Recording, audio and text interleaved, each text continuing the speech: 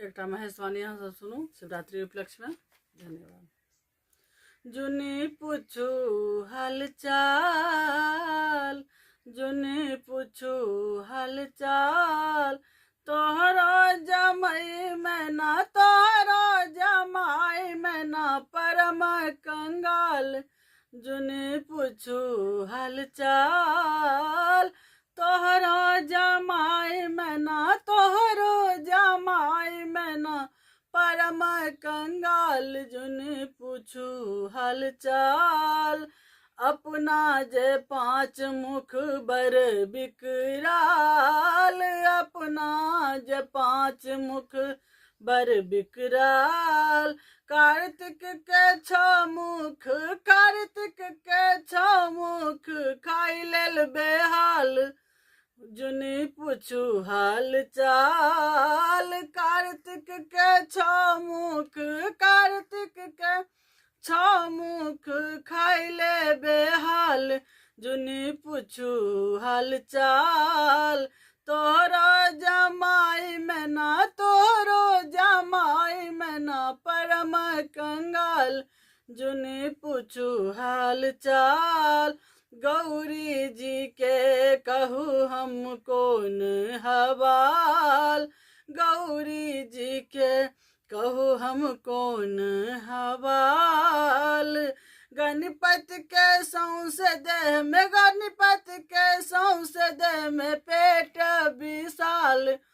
जुनी पूछू हाल चाल, गणपति के सौंसे देह में, गणपति के सौंसे देह में पेट विशाल। जुनी पूछू हाल चाल, तोहरा जमाई मैना, तोहरा जमाई मैना परम कंगाल। जुनी पूछू हाल चाल, एकेटा मुँह से त होई काल, एकेटा मुँह से त होई काल। जे घर तेरा मुख, जे घर तेरा मुँह तकर कौन हाल। जुनी पूछू हाल चाल, जे घर तेरा मुँह, जे घर तेरा मुँह तकर कौन हाल। गौरी पूछू, जुनी पूछू हाल चाल, तोहरा जमाई मैना, तोहरा जमाई मैना परम कंगाल। जुनी पूछू हाल चाल, हमरा देखैत दौड़ल भूत बेताल, हमरा देखैत दौड़ल भूत बेताल। पेट दिस ताक ताक, पेट दिस ताक ताक बजबै ताल।